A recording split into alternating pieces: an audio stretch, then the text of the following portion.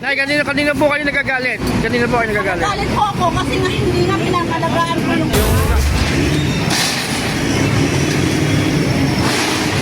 Bulldozer, tsaka truck.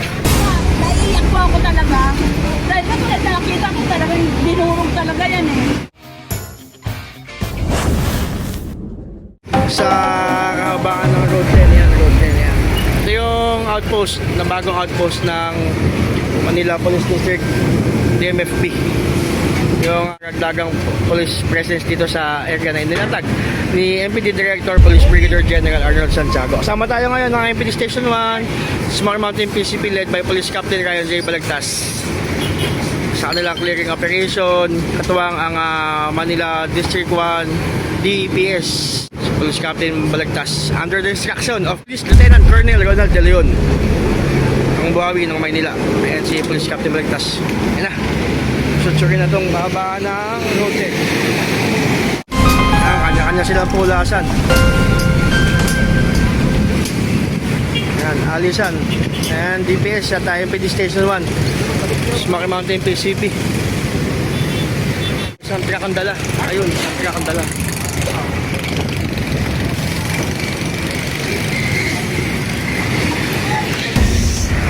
Mga junction personnels dito sa kahabaan ng Road 10.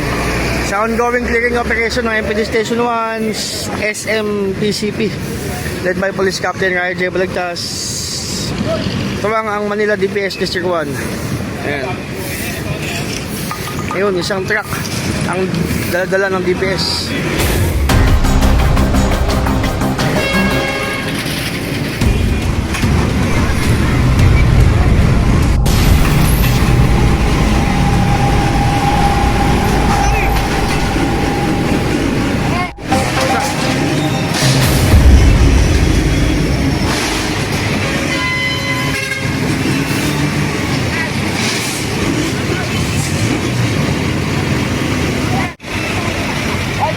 So yun.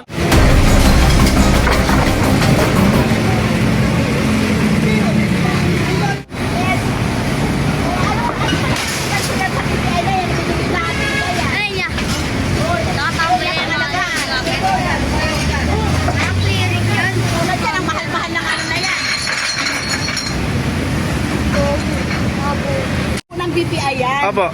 Ngayon, organization po yan ang sama-sama para sa maayos at tahanan at hanap buhay. Opo. Dahil wala po silang hanap buhay po talaga, ginamit po itong card ng BPI dito para makapag-negosyo po sila. Opo. So, pinagamit po namin yan. Ngayon, ang sabi ko sa kanila, ligpitin nila pagkatapos na nila maghanap buhay. Hindi yung pinababayaan. Sabi daw kasi hindi naman daw kasi hinuhuli. So, ang pagdarin ako din, hindi naman nila nililigpit. Ngayon, tatawagin nila ako na nahuli yan. Pananagutan po ng organisasyon na card na yan eh. Nay, kanina po kayo nagagalit. Kanina po kayo nagagalit. Galit po ako kasi nga hindi nga pinangalagaan ko Yung card. gumamit ng card. Opo. Yan po ay pinagkatiwala ko sa amin ng BPI yan. Para sa organisasyon po yung sama-sama para sa maayos at tahanan ng hanap buhay. Opo. Presidente po kasi ako ng SMPS, sama-sama para sa maayos at tahanan ng hanap buhay. Kaya po naiiyak po ako talaga. Dahil katulad na nakita ko talaga, binurong talaga yan eh. Nay, naintindihan niyo po ba yung ginagawa ng pamahalang lokal tsaka MPD? Opo. Yan. Kaso ang nangyayari na hindi nyo naliligtas. Yung gumagamit, opo.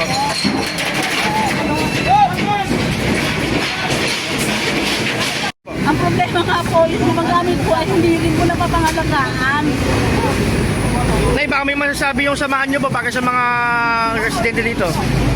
Yung po sa mga residente po namin dito sa Aroma, sana po yung mga katulad ng mga nangangalakal, mga yan, mga junk shop na yan, ayusin pa kasi para po maging kaaya-aya po tingnan yung aming lugar. At isa rin po sa magiging dahilan, pag maroon po yung lugar namin, isa po sa magiging dahilan, mapapalis po kami ng tuluyan po dito. Kaya po yung pinapakiusap namin na sana maglinis na, sama-sama maglinis hindi gawing dugyot. Kasi ito po yung opisina po namin na dugyot na rin po kasi talaga. So yun po pakiusap ko, lahat po ng junk shop, mga nangangalakal, wala naman po masama sa nangangalakal. Basta pagkatapos po ayusin nila yung basura.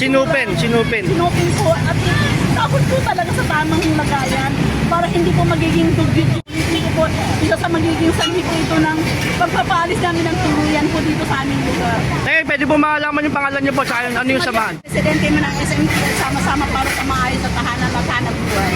Salamat po, Nay. Maganda po yung asosasyon niyo, Nay. Kaya lang yung mga gumagamit po ang problema. Opo, salamat po, salamat po. Manila DPS District 1 at Police Captain Karen J. Balagtas. Checking operation. Ito po sa kahabaan ng Road 10 Tondo, Manila. Ayan, isang truck na. Kilometro pa lang ang nakutan. Ito sa mga junk shop dito sa nasabing lugar. Isang truck na. Isang truck at bulldozer. Ayan.